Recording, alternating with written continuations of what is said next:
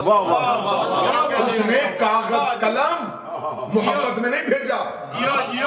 اسے خبر تھی حسن میدان میں آ گیا، ہزاروں پہ اکیلا حسن،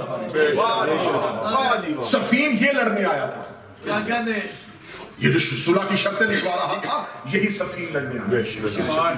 اور اس نے پہلے پہنچ گیا تھا سفین، اور اس نے آ کے فرات کا ایک گھاٹ جو ہے اس پہ قبضہ کر لیا تھا، اس پہ پہرا کر کر امیر المومنین کا لشکر جب سفین میں پہنچا تو سپاہیوں نے آ کے کہا کہ مولا سفین کے گھاٹ پہ قبضہ ہو چکا ہے۔ امیر المومنین نے یوں میدان جنگ کا معائنہ کرتے ہوئے جب دیکھا نا کہ فرات کا ایک کنارہ پورا اس کے قبضے میں ہے، امیر المومنین نے صرف اتنا کہا کوئی ہے جو ان سے گھاٹ خالی کرے، امیر المومنین نے صرف اتنا کہا تھا کوئی ہے، حسن نے گھوڑے پہ زین رکھی،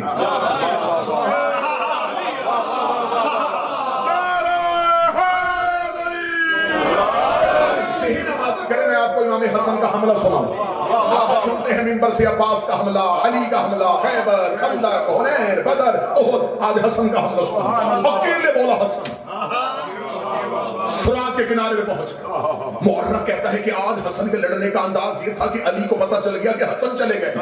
امیر المومنین اپنے بیٹوں کے ساتھ یوں اپنی پیشانی پہ ہاتھ رکھ کے اپنے حسن کی جنگ دیکھ رہے تھے، کتابیں کہتی ہیں یوں فرات کا کنارہ ہزاروں کے لشکر نے قبضے پہ لیا ہوا تھا، مولا امام حسن مجتبیٰ چہرے پہ نقاب لے کے گئے، اور چہرے پہ نقاب لے کے جو ہی فرات کے کنارے پہ پہنچے، کتاب کہتی ہے کہ امام حسن نے اپنی تلوار کو کلائی کے ساتھ گھمایا نہیں، حسن نے اپنی تلوار کو ایسے رکھا جیسے صراط مستقیم ہوتی ہے، اور حسن فرات کے کنارے گھوڑا دوڑاتے جا رہے تھے، سر گرتے جا رہے تھے، گھوڑا چلتا جا رہا تھا، سر گرتے جا رہے تھے، جب متعدد سر گر چکے تو سامنے سے عمر بن عاص نے کہا رک جاؤ، اس سے جنگ نہ کرنا، یہ علی آ گیا ہے، یہ علی کا کوئی بیٹا آ گیا ہے، یہ علی آ گیا ہے، یہ علی کا کوئی بیٹا آ گیا ہے۔ ادھر علی کے لشکر میں خبر پہنچ گئی کہ حسن چلے گئے ہیں، کتابیں کہتی ہیں مال کے اشتر نے گھوڑے پہ زین نہیں رکھی، ننگے گھوڑے کی پشت پہ مالک بھاگ کے سوار ہوا اور اپنے گھوڑے کو دوڑایا، اور مولا حسن کے قدموں پہ ہاتھ رکھا، مالک نوکروں کے ہوتے ہوئے آپ کیوں آ گئے؟ مولا نے فرمایا بابا نے کہا تھا کوئی ہے، اور حسن نہیں چاہتا